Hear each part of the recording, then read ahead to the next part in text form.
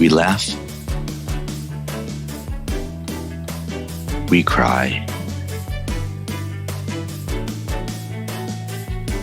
We learn.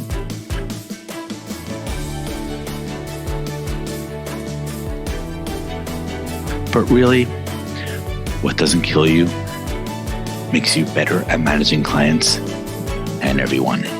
I'm Morgan Friedman, and this is Client Horror Stories. Hey everyone, welcome to the latest episode of Client Horror Stories. And Liz, I like your waving when I say hey everyone. You are everyone. Well, not today. I hope there's someone listening.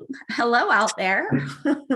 This isn't live, but hopefully at least one person when it does go live, probably my mom. But I'm honored today to have the one and only Liz Wilcox, who I was just telling a moment ago. I admire how she's always in character. And as marketers, we always say you need branding and positioning, and you need to obsess with it in every little level. And I just may not know anyone that does that as consistently as you do it. Wow, thank you so much. Yeah, I'm now on my third business, and I just realized the more I leaned into, like Morgan just said about, having the brand and being the brand, the more people started to recognize me and share my thing. And Morgan and I were talking before we hit record about just having fun. If you're going to own your own business, if you're going to, get your own clients and be your own boss, why not go for it? Why not just have fun? You only live one life, and who knows when you're going to go. So just go for it. Yeah, I love it. It's better branding, better positioning, and it makes it more fun. And I think the only reason most people don't do what you're doing is fear. So I'm honored that you looked fear in the eye and you just do it. Yeah, definitely. And speaking of looking fear in the eye, this is a great segue to today's theme, a client horror story, surprisingly enough. So let's jump right in. What happened to you? Yeah, so this is such a fun story. And the biggest takeaway I want people to know is, if you know in your gut something feels funky, just like looking fear in the face and, going for it anyway, like your gut will tell you whether or not that fear is real. Right. There's fear of, oh, I'm afraid to be on camera. I'm afraid to go on a podcast and talk about this horror story, but it's just, this limiting belief. But there are sometimes in your gut, you're like, oh, I shouldn't do this. I really shouldn't do that. And that's where I want to start off. I felt in my gut something was off the whole time. And by the end, picture like the cartoonish guy on your shoulder, like, I told you not to do that. Money isn't everything. So that's go ahead. An interesting point. I'll add to that. Like looking fear in the gut, a lot of people are scared to follow their instincts, especially when the dollar numbers have a lot of zeros after it. So this is a good lesson in theory. And I think one of the power of these specific stories is to remind people how powerful your gut can be in knowing what's right and wrong. And what I'll also add is often I think the reason why your gut feels something is because of really, really subtle signals. So as you tell the story we're about to embark on, I'm going to always be looking for the little clues that gave you that gut feeling. Yeah. So let's start off with those dollars. So I had a mutual friend, someone I used to know when I used to travel the country full time. And he emailed me or messaged me on Facebook. Hey, Liz, I know you love email. I've been working with this client for, I don't know, I think he'd been working with them for almost 10 years. We run Facebook ads for them, but I tell them, there's no point in running ads, collecting their email address if they're not emailing them consistently, if they don't have an actual strategy behind it, a funnel, a welcome nurture sequence. And I know that's where your expertise is. Would you be willing to hop on this project with me, create this new project. I said, oh my gosh, I love this idea. What do they need? And he said, oh, well, they need a 2-year nurture sequence and some other things. And of course, every time you go into a client project, you have to think, okay, what do I need in order to create 2 years worth of, X, right? That's a huge project. And so I thought, obviously I need to do customer research. We need to clean the list, all these other email mumbo jumbo I won't get into. But, there was a lot of technical things that needed to happen first from a copywriter perspective that would allow me to actually write something that was going to work for them. And so I put it in the proposal. I think my initial proposal was something like $25,000. And for context, if one email worked out of the whole dang shebang-a-bang and they got 100 people through it and one person bought, they would still make that money, right? So I'm like, this is I'm really lowballing it, and I was doing that because it was an industry I don't know much about. I would have to do a lot of, like I said, customer research, but this might be someplace I want to get going with, I might be really good at. And so I'm just going to hopefully take on this project, knock it out of the park and get those bigger contracts and hopefully, maybe even one day get a 6-figure contract. So he comes back, oh my gosh, this client is so, for lack of a better term, cheap. They're never going to pay that. And full disclosure, I won't say the name, but basically they were in the funeral business, and the death business is a good business to be in. Everybody dies and everybody's got to figure it out. Right. And so they were trying to get out of, people that purchased their services after the fact, right? They were in grieving mode and they needed to figure something out. And they were going more towards, people like me and Morgan still alive, trying to pre-plan, right? And so they wanted a 2-year sequence for that, right? It makes sense. Hey, everybody needs a funnel, right? Everybody needs a funnel. Go ahead. I appreciate how you're like, people like me and Morgan who are still alive. Like what unites us and what makes us common is we both have a heartbeat. Yeah. People still breathing and still able to, pre-plan their own funeral. So I think $25,000, that's really lowballing it. 2 years of emails is going to take a lot of customer research. How do you keep someone interested for 2 years? And then, their content, right? We're talking about death. It's sensitive, but these people are still pre-planning. So, you can put a little flavor in there, right? But anyway, he comes back. Oh my gosh, Liz, they're not going to spend this much on email. How can we cut this project to just get what we absolutely have to have? And then hopefully, they'll hire you for the rest, if and when it goes well. So that's interesting. At this point, had you met the client himself, or was it only your intermediary friend? Only my buddy. Because I found as a risk factor is having these other people in the middle, because it often turns into like, you remember the children's game of telephone? Yeah. And like just having someone in the middle, like how well can he read the other person's budget? And it makes him fundamentally riskier. Yeah, I totally agree with Morgan. Oh my gosh. Like in hindsight, I wish I wouldn't have taken on the project. The money wasn't worth it, to our point earlier, because I feel like I don't have that friendship anymore.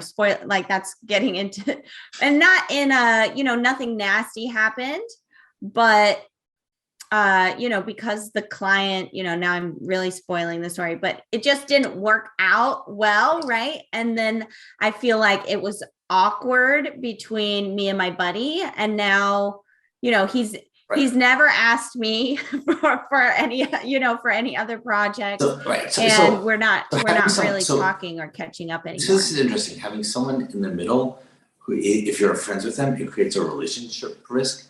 But even with that, I feel like it just fundamentally makes any client project much harder, because if you can speak to the client directly, you can make your case better. You can explain. You can understand him better, rather than everything having to, you tell John, who tells Jane, who tells Jake, who tells the client, and then the client responds, who tells Jake, who tells Jane, who tells John, who tells you. And there's just going to be so much time and energy and money lost. So I think in retrospect, just not knowing anything about the story, where it's going, it feels like something that might have been good to have done. It would be at that first point saying, hey, can I just speak directly to the client to figure it out? Yeah. Thanks for that advice. I'm writing that advice down. Yeah. I mean, Morgan just called Now it. You just need a time machine to go back.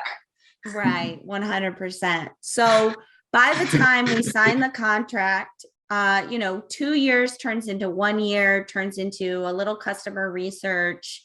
If you know anything about email, scrubbing the list, getting all those people that have been on the list but aren't engaged off the list, and, some really bare bones stuff.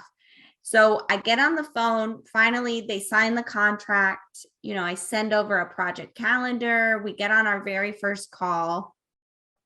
And these clients, they don't know anything about email. They just trust my friend so much, that, and he's been hammering them for so many years about, hey, you're wasting all this money on Facebook ads, but nobody's going to buy, from one email. Right. Right.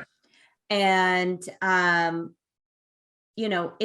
it was supposed to be a 40-minute call. It turns into, I think almost 2 hours, because they just have so many questions about the process, because I hammered out all these details with my friend. Right.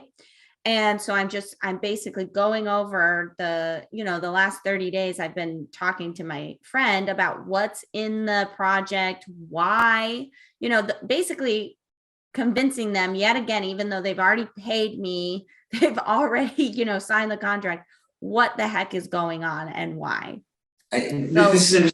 Go ahead. I'll also add that this is another risk factor that's good to look out for, which is, even once people have signed and paid, when they're still questioning the value, like they're not fully bought in. So that's another yellow flag that younger versions of ourselves can learn from. Yeah, I got off the call, and honestly, I was tired. It felt like, if you have like a master's degree or a PhD, or you can imagine, when you have to, what do they say? You have to like present your thesis and everyone's asking you questions, and, you have to back it up. I was basically, presenting my framework and, all that. And so it was really exhausting, and I was very confused. I was like, wow, these people, they must really trust my friend, because they just signed this, from what my friend told me, big contract. And, here we go. So I start working on the first deliverable, and I turn it in. They're still very confused. I have one point of contact. She says she's got to send it over to the other point of contact, the other. So, already we're behind on the timeline, because I give them, maybe 36 hours to turn around and say, yay or nay, what do you like? What do you don't like? Right. And finally I get it back. I'm already a week behind. I'm supposed to be getting on the phone with some of their customers. That was another backlash. Oh, well, these people are grieving. It's the funeral business. And I said, well, we have to do some sort of research. I can't write for you if I don't know who your people are. Like, sure, you can tell me all day, but if I just and this is toot my own horn, even if I just get on the phone with one person, I know it's going to be, 10, 20 times better than if I'm just reading through, Absolutely. emails you have or anything like that. That's just copywriting 101, right? Totally. And so um finally I get the approval on the email that I've written to ask people to get on the phone with me. And that took 3 weeks. So that red flag, no yellow flag, that's a red flag, took 3 weeks. I mean, this is a 300-word email and they're picking, oh no, you can't say this. Oh no, you can't say that. And I'm pushing back because they, of course, like this is a sensitive subject and I don't want to say that it's not. But what you have to know about email is if you write something like, Dear Mrs. Wilcox, that I call it the internet gods. The internet gods are immediately going to put you in spam because no one actually talks like that in email, right? And so I was trying to explain to them, literally the very first word in the email, like you can't put the word dear if you want this to go into the inbox. This is what you've hired me for. I literally, this is my full-time job to study what goes into spam and what goes into the inbox.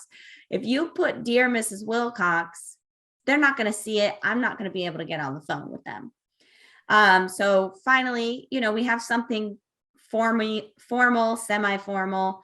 I finally go into their email service provider. And if you've ever sent a mass email, that's just where people collect emails, where you can send out mass emails, things like that. And it's a nightmare. It's like trying to connect the dots and somebody forgot to number the dots. It's this, and and there's no support. And they told me, oh, well, this system, it's not very user friendly, but me thinking I know everything. I'm like, oh, I'll be able to, I'm a pro. I could not figure this thing out for the life of me. I accidentally sent it to people that it shouldn't have been sent. This lady, I don't know where she got my phone number. She calls me and I have more than one client. They didn't pay me $25,000. I got to take another client, right? She calls me up. Oh my gosh, that went to everybody, blah, blah, blah. And it was just a re-engagement email asking someone to hit reply. It was literally, this is the funeral business. So tell me what you think about this. It was just asking, in your life, what do you want to be remembered by? Hit reply. This lady is freaking out that it got sent to the entire list on accident. I said, well, you might just get a lot of replies. I think that's the only bad thing that's going to happen from this email is you get more replies than you think, which is going to be good. I'm going to be able to use those. I don't think anyone's going to think that's insensitive to ask. So about a week later, she calls me up. Oh my gosh, that was the best email ever.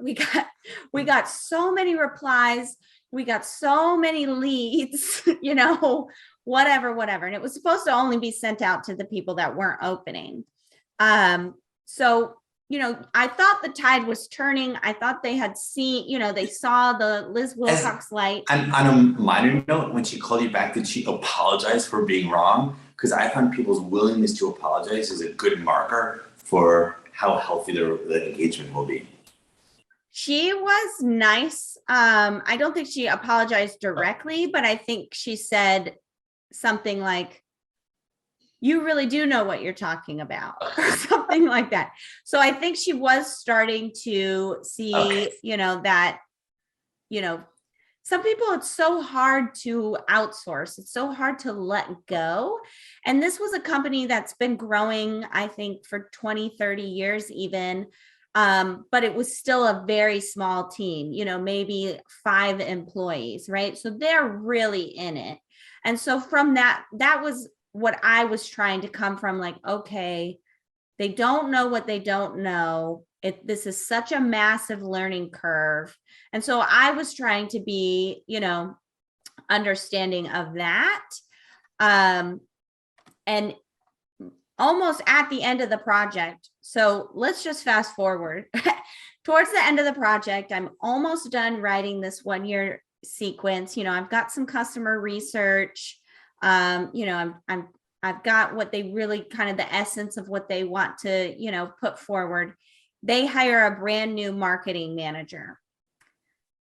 this is wonderful news. This person is my age, in their 30s. They're still very corporate, but, they understand what modern marketing looks like, who they're trying to talk to. They meet me, everything I'm telling them, they're like, oh yeah, totally, 100%, 100%. So this is great news for me. I write the sequence, I hand it over to her, and it was kind of the same. And I think because she had just started the job, she wanted to do a good job, and she was kind of trying to mirror their behavior because, the project's supposed to be done in 2 weeks. They say, oh, we need at least 3 weeks to look these emails over. Why did this take so long, etc. And she's can you hop on a call right now? Can you hop on a call right now? And at that point, I had created no boundaries. So the answer was yes. And it was just, dissecting every word. It was, oh, I get what you're saying, but so-and-so, is adamant we use dear. I'm going to say they were so adamant about using, dear Mr., dear Mrs. It was so strange. Because I think you can be formal without, dressing it like an actual letter, right? And, it ended up being just this, back and forth, back and forth. And the last time I actually spoke to this client, I spoke to the marketing manager.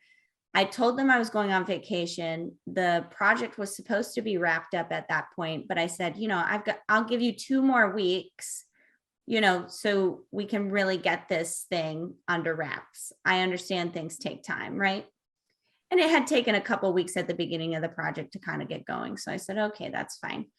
The last time I spoke to her, I was on vacation. I was literally out for a run in the middle of the woods. And I get a text, hey, I really need to talk to you. So I call her and I'm literally jogging through the woods. She's like, wow, you sound out of breath. I said, yeah, remember I told you I'm on vacation. I'm just out for a morning jog. And she was like, oh, sorry, won't keep you. And she sounded totally happy and, excited about what was going on. And then I literally never heard from them again. I reached out, hey, if you have any questions, because for me, as much as this in that excited call, what did she want me to tell you that was so urgently? It was just something minor. I think it was, I told you about their software was, like connecting dots without the numbers. They had just upgraded that software, but it still couldn't do the capacity. So she was asking me like a technical question. Just a technical question. I see. So it wasn't a call about the relationship. It was just normal business call. And then she ghosted you after that.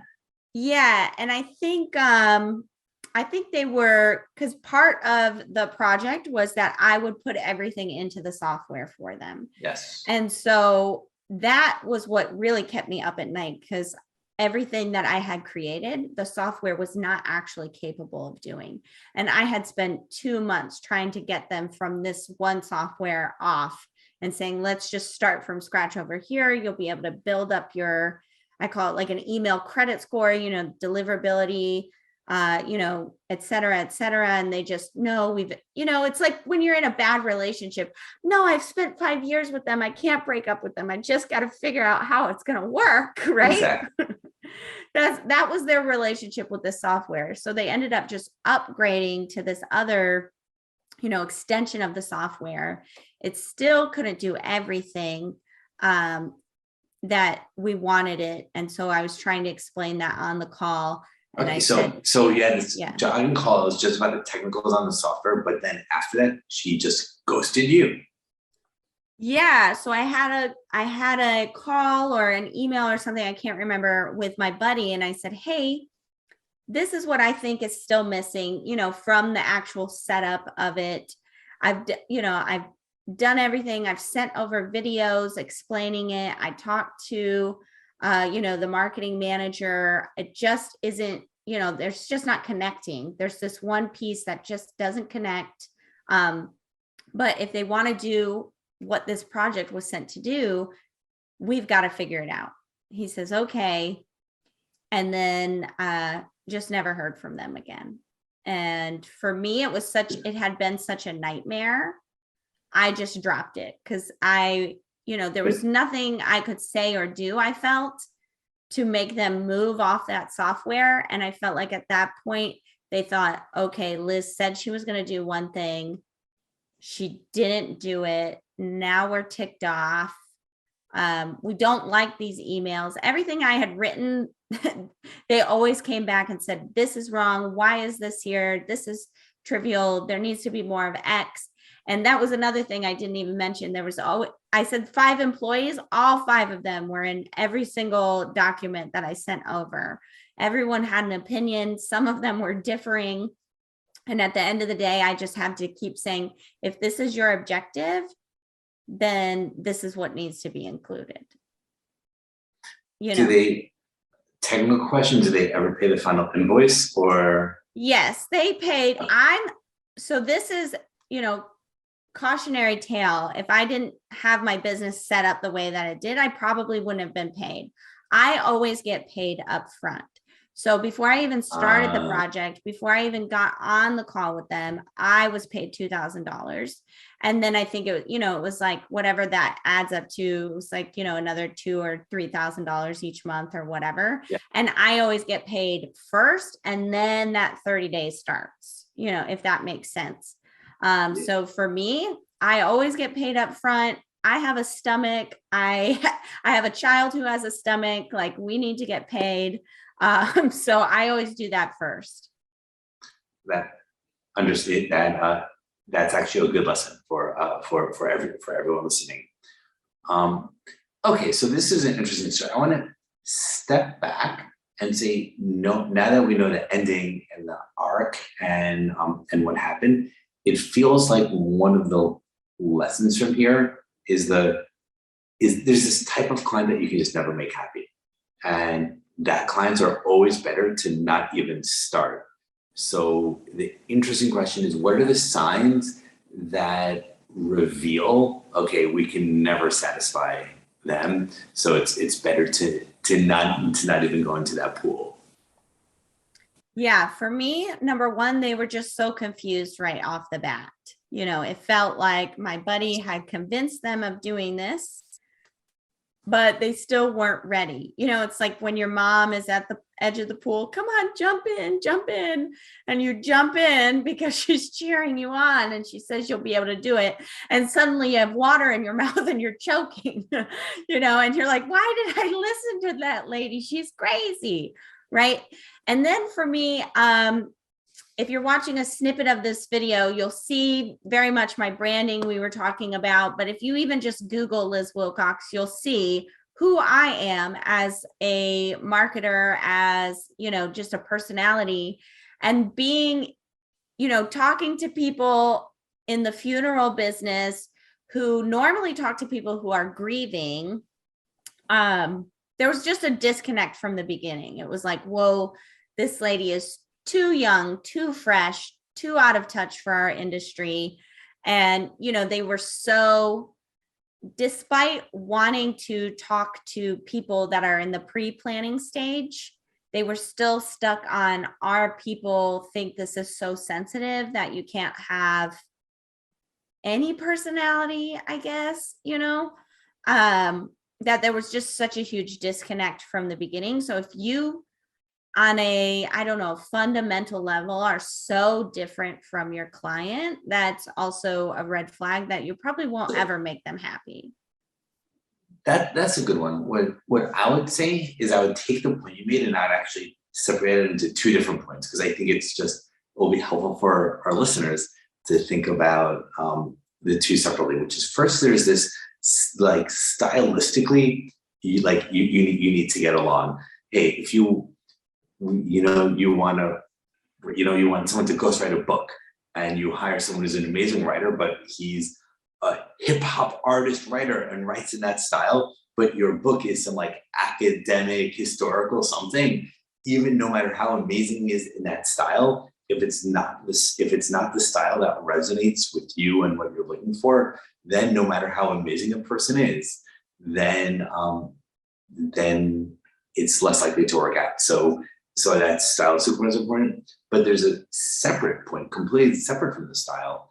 There's the issue of work style, where it seems like you're the, let's just do it. I'm going to get my hands dirty. I'm going to make it happen. While with them, it seems like committee, 5 people, let's talk about it. Let's go back and forth. Let's never make a decision. And those two styles are so different. It's really hard for one to work for a team of one style to work with a team of the other style. Yeah, I totally agree. I don't know what my buddy was thinking.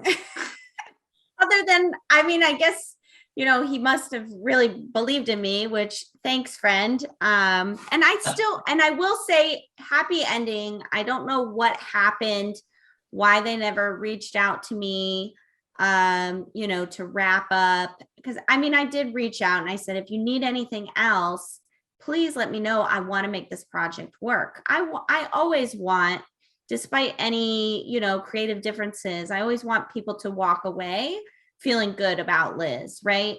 But I am on their email list, obviously. I'm getting their emails, and their emails, they're not exactly the way that I wrote them, but they're very much in the style that I wrote. Some of the subjects are different, but they are trying them out. So I hope it's working for them. I should reach out and see how it's working, because I know they are using my emails. They are, they paid, I'm sure at the end of the day, they thought, well, we paid money. This is what we got. Let's just try it, because we're not doing anything. But I love what you just said about the styles and, like the work style and the personality style. Yeah, the personality style. So Morgan and I have a mutual love of Will Smith. And in November of 2021, Will Smith launched his memoir, his autobiography. It's called Will. And wait, on what date was it? It was November. November. I think November 4th. November 9th at 11 a.m. Yeah, I'm a huge fan. So I don't know when people are listening to this, right? I could have said a few months ago, but this could be, it could be 2025 by now. I don't know. So I was joking. I was just expecting you to be waiting online all night long the night before. Oh, I was. I bought tickets. So I bought tickets to go see him. He did about 4 or 5 city tour, 1 stop only in each city. And I bought tickets. I didn't get front row, but I got second row center stage tickets.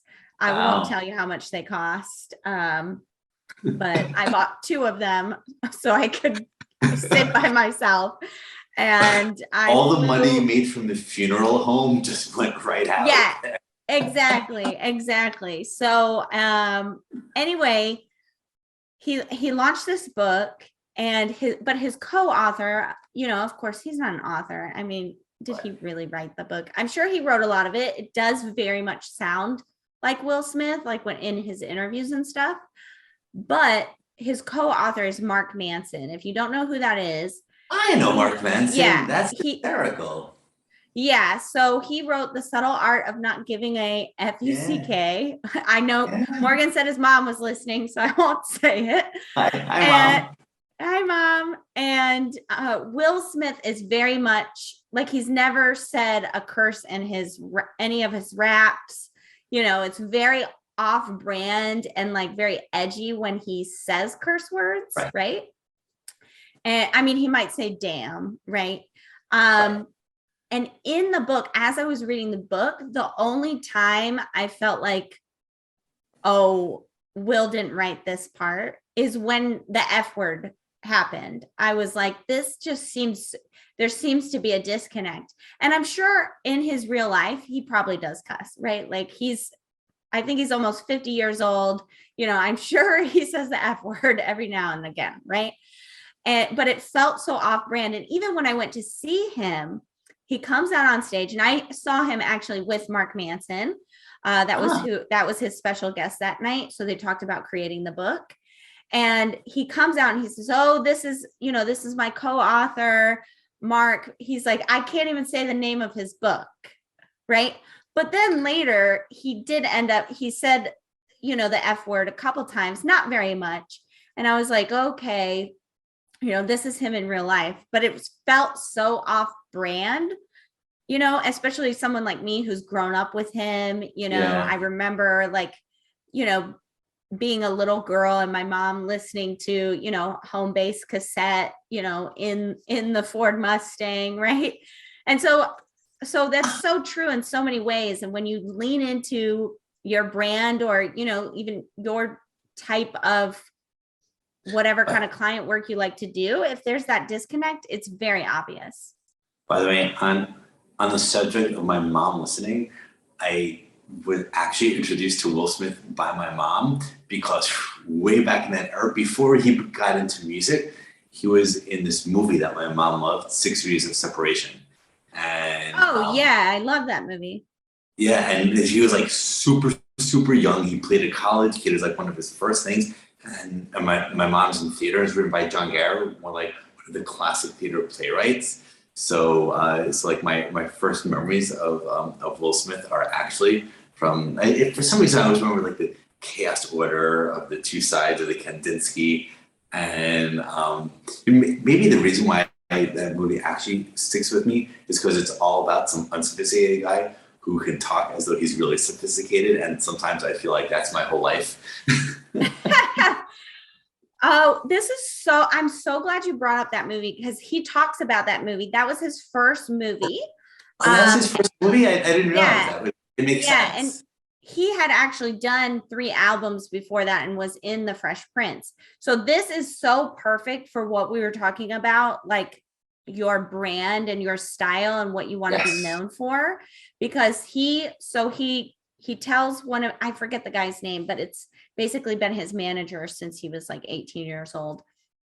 And he says, oh, I want to be a movie star. I want to be a movie star. Find me a movie role. Right. And so he's doing Fresh Prince. And the guy comes over to his house. He says, we got an offer. He says, what is it? What is it?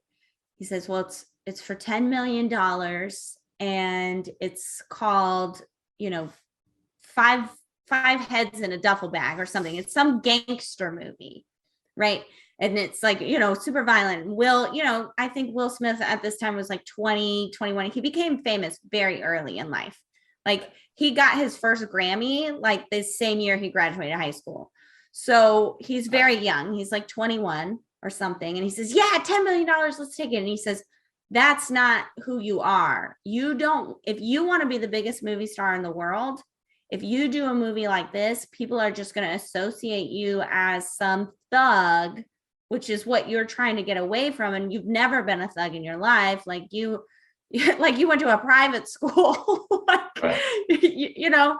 And so he says, let's just wait. There's going to be another offer. You know, Fresh Prince is doing well. And so he declined the movie, declined $10 million. You know, and what Morgan and I were talking about earlier, like sometimes there are bigger things than money, right? You've got to stay true to who you are and the people you want to work with and how you want to be seen, right? And so then he gets offered 6 Degrees of Separation. And he said, in the book, he says, I got paid $300,000 for that movie. But it was because I forget the actors, but they're very famous actors that played the couple in the film. He said, but suddenly he was being associated with those giant names. And that was what really set his career off to get those better gigs. With like the sophisticated set. And that movie targets the intellectuals or wannabe intellectuals. So it just was associated with that, which is the exact opposite branding of the thugs. Yes, 100%. So, you know, his manager was right. Like, if you take that movie, you're not going to be the biggest movie star. You're going to, you know, you're just going to be labeled as some thug, you know, stereotyped that way. You know, you're never going to get to that level you want to get to. And so I love that for our conversation, because you really have to think, you know, and sometimes you just need to eat and you have to take work, and there's nothing wrong with that. But as you really lean into the type of work you want to do, the type of clients you want to take, it's really important to know those values for yourself, and align yourself with those right people. I agree with this. This is a fun and very appropriate way to and Today's Fun podcast. And and what's interesting is this big positioning. Okay, I want to be known in this way for these type of people manifests itself in the tiny little decisions. Do I take on the funeral client? Do I take on the client where they just ignore what I say and rewrite it and they don't respond? Like, do I want to be known as the guy that accepts that works in that way? Like, or not. So I liked our crystallization of the two. You need there's the personality style fit, but there's also the work style fit. And I think it's important for every professional to have their own style and make sure that clients understand a personality style, and also have your own work style. And like, if you're a committee guy or girl, have fun, go all the way with it. Just work with other people who have the committee mentality as well. And Will Smith embodies all this well. Who knew? I didn't know any of that backstory you shared. Well, I'm glad you learned something new.